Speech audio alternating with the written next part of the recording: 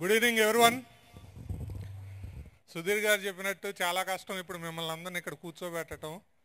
I know everyone is looking for children performance, but first of all let me thank you and congratulate Bellwether management and Bellwether teachers, because for the last 2 hours mesmerizing performances from all the children. Very rare to see such kind of performances in these small towns. నేను ఎప్పుడు బయట schools కింద వాటికి రాలేదు as a గెస్ట్గా కానీ లేకపోతే programme చూడటానికి కానీ. This is first time I'm observing one school which is doing fantastic job, which is equivalent to other international schools at cities. పిల్లలు అంత బాగా పర్ఫామ్ చేస్తున్నారు. Really congratulations for all the teachers and a big namaskaram to all of them, because they deserve that kind of appreciation from all the parents and other guests. ఈరోజు ఇక్కడ I want to thank parental community for 2 things. One is for patiently sitting and listening to all the speakers, at the same time watching all children performances and encouraging them, first thing. Second thing is believing in Bellwether International School management and joining your kids with this school, because ఇక్కడ ఉన్న పరిస్థితులు మాకు బాగా తెలుసు. 30 సంవత్సరాల నుంచి ఎడ్యుకేషన్లో ఉన్నాము. ఇంటర్మీడియట్ కాలేజీలు నడిపాము, ఆ తర్వాత ఇంటర్నేషనల్ స్కూల్స్ నడిపాము, తర్వాత సిబిఎస్ఈ స్కూల్స్ నడుపుతున్నాము. ఎంత కత్తి మీద సామో ఇక్కడ విద్యా వ్యవస్థ, ఇక్కడ జనాల్ని కన్విన్స్ చేయటం, పేరెంట్స్ని ఒప్పించి స్కూల్కి ఇలాంటి స్కూల్ రన్ చేయటం అనేది it is not an ordinary thing. Definitely I appreciate Vijay Kumar గారు, మేడం గారు and Deepak for their tyreless efforts to make you convince and take to this level.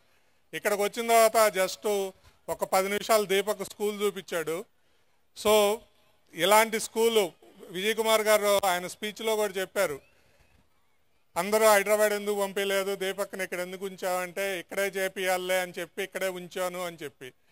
ఇలాంటి స్కూల్ హైదరాబాద్లో కానీ పెట్టుండి ఈ ఇన్వెస్ట్మెంట్ ఇదే డబ్బులు అక్కడ కానీ ఇన్వెస్ట్ చేస్తున్నట్లయితే ఇక్కడ మీరు కట్టే 60,000 70,000 ఫీజుని అక్కడ మినిమం 2 లక్షల రూపాయలు ఛార్జ్ చేయొచ్చు, minimum, with the same CBSE curriculum. ఒక్కసారి హైదరాబాద్ వచ్చి ఆ ఫీజులో అంక చూడండి. సో ఇక్కడ ఏ రకంగానూ క్వాలిటీలో ఎక్కడా రాజీ పడలేదు అనేది గత 2 గంటల నుంచి మనకు అందరికీ అర్థమవుతుంది. పిల్లల పర్ఫార్మెన్స్ కానివ్వండి, అక్కడ ఆర్ట్ ఎగ్జిబిషన్ అని పెట్టారు వచ్చే దారిలో. How many children at least performed their art performance అనేది చూసినట్లయితే అలాంటి పర్ఫార్మెన్స్ని ఎంకరేజ్ చేస్తా అక్కడ పిల్లలకు ఆ రకమైన విద్య నేర్పిస్తా. ఇక్కడ 2 గంటల నుంచి డ్యాన్సులు, వాళ్ళ చిల్డ్రన్ పర్ఫార్మెన్స్లు చూస్తుంటే రియల్లీ మెస్మరైజింగ్. ఇలాంటి విద్యని అంత తక్కువ ధరకు అందియటం అనేది డెఫినెట్గా మేమైతే చేయలేకపోతున్నాం. I'm accepting that fact and I appreciate Deepak for doing such kind of wonderful job. ఇక్కడ రాబోయే ముందు జస్ట్ దీపక్ తోటి ఇంటరాక్ట్ అవుతా, వాళ్ళు నీకున్న ప్రాబ్లమ్స్ ఏంటి, స్కూల్లో ఎలాంటి ప్రాబ్లమ్స్ ఫేస్ చేస్తున్నావు అంటే ఈ మెన్షన్ 3-4. నేను వాటి గురించే మాట్లాడి నేను ముగిస్తాను. I will not take more than 5 to 7 minutes. First వచ్చి పేరెంటల్ ఎక్స్పెక్టేషన్స్, సెకండ్ది వచ్చి బిహేవియరల్ ఇష్యూస్, పిల్లలు గౌరవించట్లేదు లేకపోతే అట్లాంటి. థర్డ్ వన్ వచ్చి mobile screen time or TV screen time. Fourth one వచ్చి రెగ్యులారిటీ టు ద స్కూల్, పిల్లలు regularity to the school. And fifth one comparison with other students whether they are studying in the same school or some other school. And sixth one వచ్చి quality of time, quality time. ఈ 6 మా పిల్లలతోటి మా parents తోటి మేము face చేస్తున్న problems అని చెప్పడం జరిగింది. వీటిల్లో ఫస్ట్ వన్ పేరెంటల్ ఎక్స్పెక్టేషన్. ఈ మధ్య నేను కూడా ఒక సెషన్లో నేర్చుకుందే చెప్తున్నాను. భగవంతుడు ప్రతి జీవిని భూమి మీద పంపించేటప్పుడు ప్రతి జీవిని యూనిక్గానే పంపించాడు. ప్రతి మనిషి యూనిక్కే, ఏ మనిషి ఇంకో మనిషితోటి కంపారిజన్ చేసినట్టు పుట్టించలేదు. దానికి ఎగ్జాంపుల్ మనకి మన ఫింగర్ ప్రింట్స్. ఏ ఇద్దరు ఫింగర్ ప్రింట్స్ మ్యాచ్ అవ్వవు. అంటే భగవంతుడే ప్రతి మనిషిని యూనిక్గా పుట్టించినప్పుడు why should we compare with others? మనం ఇంకొకరితో ఎందుకు కంపేర్ చేసుకోవాలి? ప్రతి వాళ్ళకి వాళ్ళకు ఉండాల్సిన హిడెన్ టాలెంట్స్ ఉంటాయి. వాటిని మనం గుర్తించి ఎంకరేజ్ చేసినట్లయితే, ఇక్కడ చూస్తున్నాం నర్సరీ పిల్లల కాడి నుంచి ఆల్మోస్ట్ 8th 9th స్టూడెంట్స్ దాకా వచ్చి ఇప్పుడు దాకా మన ముందు పర్ఫార్మెన్స్ ఇచ్చారు. వాళ్ళల్లో ప్రతి స్టూడెంట్ యూనిక్గానే డ్యాన్స్ చేస్తున్నాడు. అట్లానే as a team they are performing in a beautiful manner to give us visual feast. అంటే ప్రతి స్టూడెంట్కి కావాల్సిన యూనిక్నెస్ ఉంది. అట్ ద సేమ్ టైం వాళ్ళు టీమ్గా మంచిగా పర్ఫామ్ చేస్తున్నారు. సో ఆ యూనిక్నెస్ అనేది ప్రతి స్టూడెంట్, ప్రతి హ్యూమన్ బీయింగ్, స్టూడెంట్ కాదు, మనం డిఫరెంట్, మన పక్క వాళ్ళు డిఫరెంట్. మన ఇంట్లో నలుగురు ఉంటే నలుగురు 4 రకాలుగా ఉంటున్నారు. ఏ ఇద్దరు ఒకలాగా ఆలోచించట్లేదు. ఆలోచిస్తే అది తప్పు. ప్రతి వాళ్ళు డిఫరెంట్గా ఆలోచిస్తేనే సమాజం ముందుకెళ్ళిద్ది. ప్రతి వాళ్ళు ఒకలాగా ఆలోచిస్తే అది మంచి అయితే మంచి జరిగిద్ది, చెడు అయితే చెడే జరిగిద్ది. చెడు జరిగితే చాలా డ్యామేజ్. సో ప్రతి స్టూడెంట్ యూనిక్ అని గుర్తుంచుకొని వాళ్ళకున్న హిడెన్ టాలెంట్స్ని మనం ఎంకరేజ్ చేయగలిగినప్పుడే వాళ్ళు సక్సెస్ఫుల్గా ముందుకెళ్తారు. Second thing behaviour. సుధీర్ గారు చెప్పడం జరిగింది చాలా క్లియర్గా వాల్యూ సిస్టమ్ మీద. ఎలాంటి వాల్యూస్ని మనం ఇంబైబ్ చేస్తే పేరెంట్ స్టూడెంట్కి చైల్డ్ మైండ్లో కానీ చైల్డ్ బిహేవియర్ ఎట్లా చెయ్యాలి అనే దాంట్లో మనం ఏ వాల్యూ సిస్టమ్ ఇంపార్ట్ చేస్తే అదే రిఫ్లెక్ట్ అయ్యిద్ది. They don't remember what you teach. అది తల్లిదండ్రులుగా కానీ టీచర్లుగా కానీ చిల్డ్రన్ ఎవరైనా సరే they don't remember what you teach. మీరు చెప్పింది ఏది గుర్తుండదు వాళ్ళకి. కానీ they remember how you behave, they remember what you are. మీరు ఎట్లా ఫాలో అయితే వాల్యూ సిస్టమ్ని, అదే వాల్యూ సిస్టమ్ని వాళ్ళు పాటిస్తారు పిల్లలు. సో మనం ఎలాంటి బిహేవియర్ ఎక్స్ప్రెస్ చేస్తున్నాం ఇంటి దగ్గర, మనం పెద్దవాళ్ళకి గౌరవిస్తే పిల్లలు ఆటోమేటిక్గా పెద్దలకు గౌరవిస్తారు. మనం ఇంటికి వచ్చిన గెస్ట్ని గౌరవంగా రిసీవ్ చేసుకుంటే వాళ్ళు అంతే ఇదిగా చేసుకుంటారు. So how we are reflecting at home is clear example for the child. At the same time, how we are reflecting as a teachers in school, that is the role model for the students. So అక్కడ తల్లిదండ్రులు కానివ్వండి, స్కూల్లో టీచర్లు కానివ్వండి, మనం ఎట్లా behave చేస్తే children అదే బిహేవియర్ అలవాటు చేసుకుంటారు తప్పించి వేరే రకమైన బిహేవియర్ అయితే రాదు. స్క్రీన్ టైంలో సుధీర్ గారు ఆల్రెడీ మెన్షన్ చేస్తున్నారు. I'm not going to elaborate much, but ఒక్క పాయింట్ చెప్తాను. పిల్లలు స్క్రీన్ టైము ఈ మొబైల్ లేకుండా, ల్యాప్టాప్ లేకుండా, టీవీ లేకుండా పిల్లల్ని పెంచగలం అనుకుంటే అది తప్పు. ఈ రోజున వాళ్ళు పుట్టడమే స్మార్ట్ ఫోన్ యుగంలో పుట్టారు. స్మార్ట్ ఫోన్ లేకుండా, ల్యాప్టాప్ లేకుండా ఈ రోజున ఎడ్యుకేషన్ అనేది జరగదు. వెరీ షార్ట్ టైం అసలు ఆ ఫోనుల్లోనే ఎడ్యుకేషన్ మొత్తం వచ్చింది. కరోనా టైంలో మనం ఎక్స్పీరియన్స్ అయి ఉన్నాం. సో ఇవాళ పిల్లల నుంచి ఫోన్ని దూరంగా పెట్టాలి, వైఫైని దూరంగా పెట్టాలి, ల్యాప్టాప్ని దూరంగా పెట్టాలి అనుకుంటే మాత్రం మనం తప్పు చేసిన వాళ్ళం అవుతాం. కాకపోతే అక్కడ పిల్లలకి ఏది మంచి ఏది చెడు అని ఎడ్యుకేట్ చేసుకోవడంలో మనం ఫోకస్ పెట్టాలి.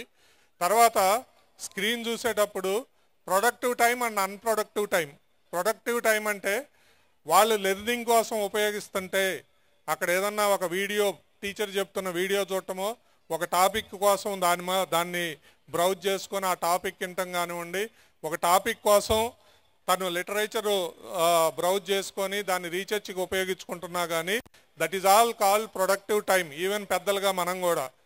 అన్ప్రొడక్టివ్ టైం ఏంటంటే ఫేస్బుక్, ఇన్స్టాగ్రామ్, ట్విట్టర్లు, లేకపోతే వీటన్నిటిలో కూడా ఏదైతే మనం టైం కన్జ్యూమ్ చేసుకుంటా, వాట్సాప్లు చూసుకుంటా గంటలు గంటలు కూర్చుంటున్నామో that is called unproductive time.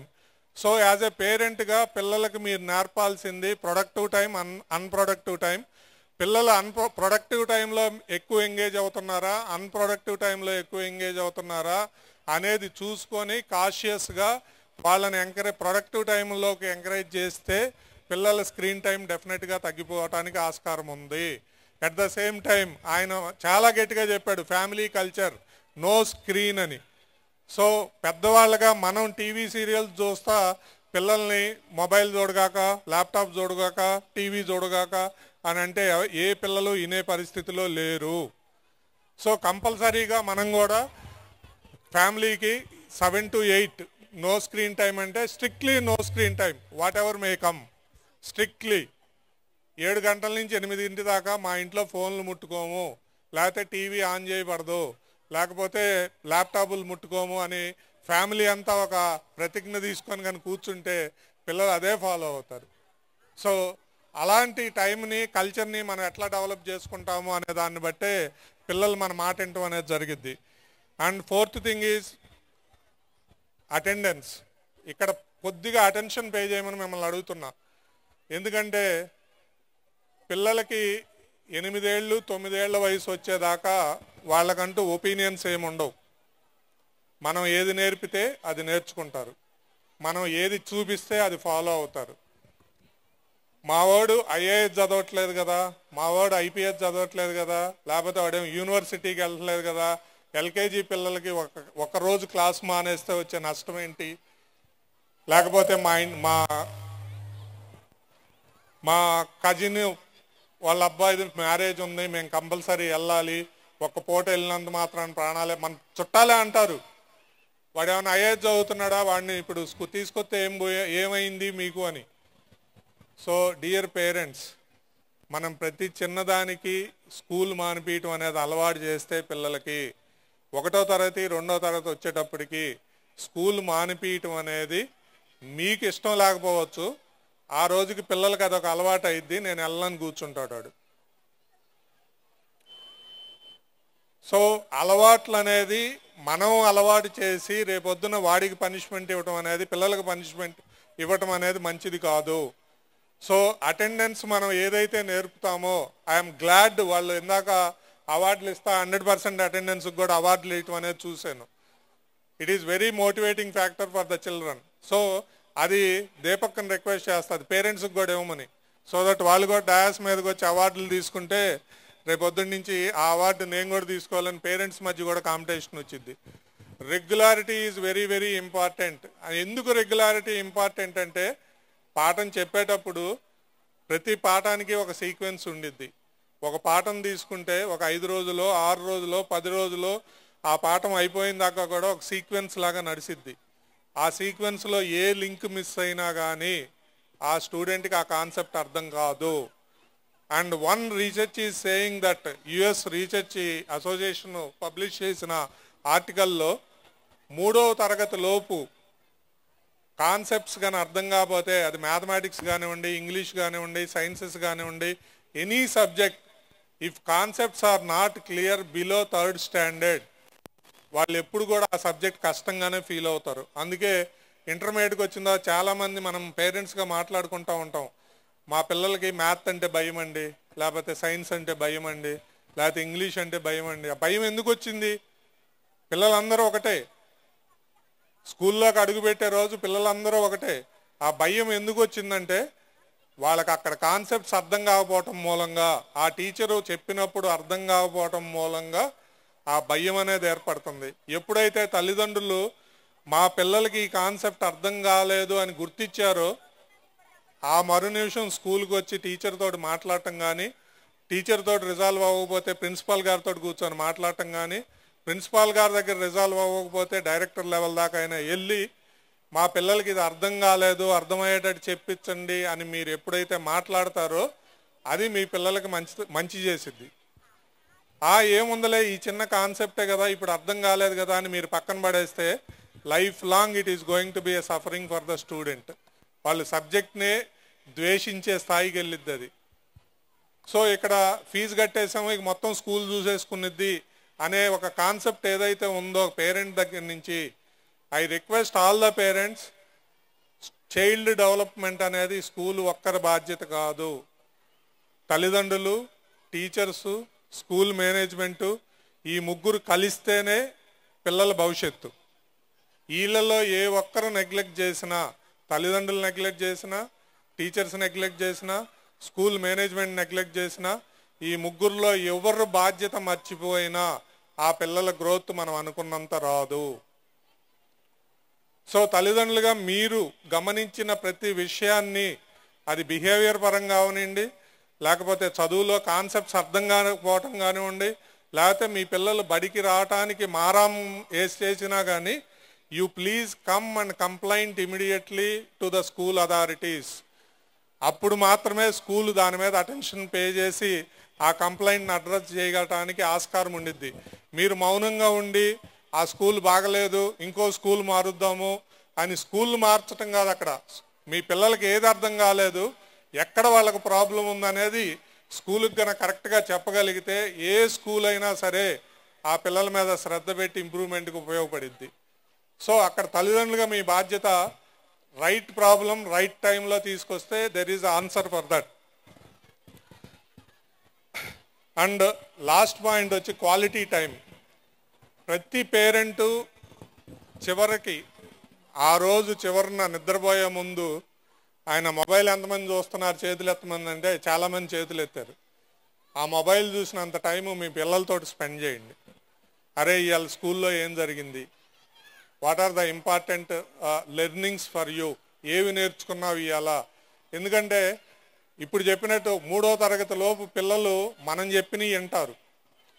మీరు ఎంకరేజ్ చేస్తే వాళ్ళు ప్రతిరోజు వాళ్ళు నేర్చుకుంది మీకు చెప్పడానికి ట్రై చేస్తారు.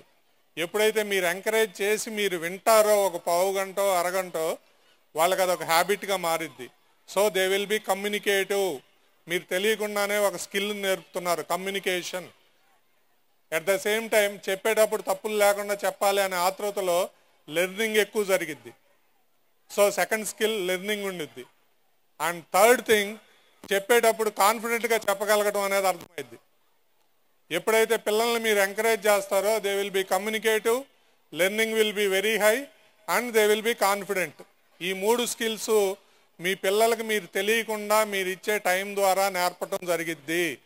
మీరు ఇచ్చే టైం అరగంట, తల్లిదండ్రులు ఎంత బిజీగా ఉండనివ్వండి, ఒక్క అరగంట వాళ్ళు చెప్పేది వినండి.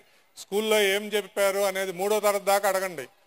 అది మీరు 3వ తరగతి లోపు కానీ అడగకపోతే 4వ తరగతి నుంచి వాళ్ళు మీకు చెప్పరు. మీరు బత్తెమలాడినా చెప్పరు, మీరు బెదిరించినా చెప్పరు. ఆ తర్వాత పిల్లలు మీ కంట్రోల్లో ఉండరు. సో పేరెంట్గా మీకు ఇచ్చే గాడ్ గిఫ్ట్ ఏంటంటే 3వ తరగతి లోపు మీరు ఏ అలవాట్లు అయితే నేర్పుతారో, మీరు ఏదైతే నేర్పుతారో that is going to be reflected. So ఆ స్కిల్ని మీరు ఎంకరేజ్ చేయాలన్నా, మీరు వాళ్ళని గమనించుకోవాలన్నా, లేకపోతే వాళ్ళకు ఒక మంచి బిహేవియర్ అలవాటు చేయాలన్నా, మంచి వాల్యూ సిస్టమ్ నేర్పాలన్నా, ఏదైనా సరే 8-9 ఏళ్ల లోపే మీరు వాళ్ళకి గనక మంచి అలవాట్లు నేర్పి మంచి వాల్యూ సిస్టమ్ నేర్పినట్లయితే అది లైఫ్ లాంగ్ ఉండిద్ది. Life long they are going to be very well behaved personalities అవుతారు. అయితే ఇదంతా వాల్యూ సిస్టము. ఈ ప్రాబ్లమ్స్ గురించి తీసుకున్నట్లయితే ఇప్పుడున్న జనరేషన్కి, ఇప్పుడు నర్సరీ పిల్లలు డ్యాన్స్ వేశారు, ఎల్కేజీ పిల్లలు డ్యాన్స్ వేశారు.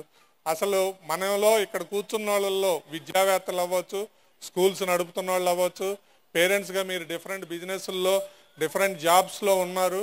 మీ ప్రొఫైల్లో మీరు చాలామందితో ఇంటరాక్ట్ అవుతూ ఉన్నారు.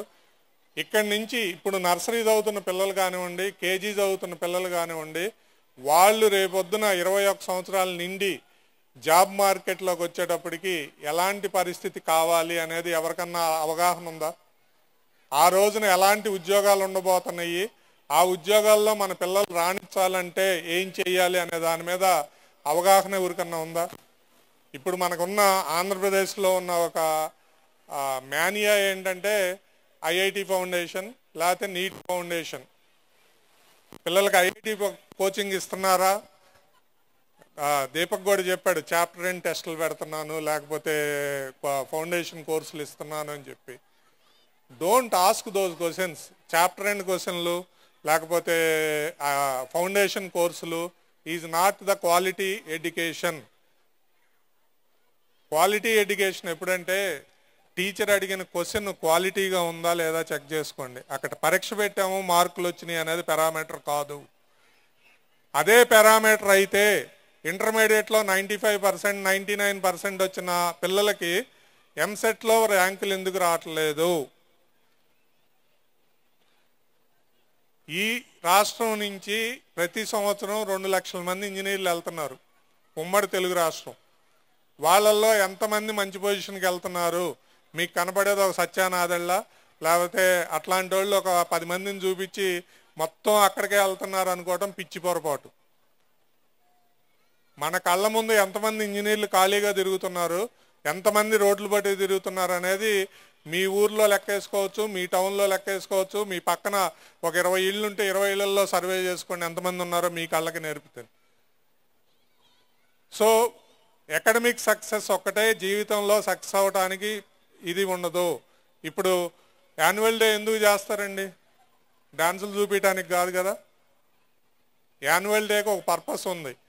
అకాడమిక్ సబ్జెక్టులు మ్యాథ్, సైన్సు, సోషల్ వీటన్నిటికీ ఎగ్జామ్ రాసి పిల్లల పర్ఫార్మెన్స్ మీకు మార్కుల రూపంలో ఇస్తారు. సో దట్ మన పిల్లలు ఎక్కడున్నారనేది తెలిసిద్ది. Similarly art, craft, dance, drama, music వీటన్నిటిలో సంవత్సరం అంతా స్కూల్ ఏమి నేర్పింది అనే దానికి పరీక్షే ఈ యాన్యువల్ డే. సో ప్రతి పిల్లలు వాళ్ళు ఏమి నేర్చుకున్నారనేది ఎగ్జిబిట్ చేయడమే యాన్యువల్ డే. సో ఇన్ని రకాల ఆర్ట్లు, పర్ఫార్మెన్స్లు నేర్పుతున్నప్పుడు మీ పిల్లలకి దేంట్లో ఇంట్రెస్ట్ ఉంటే దాంట్లో ఎంకరేజ్ చేయండి.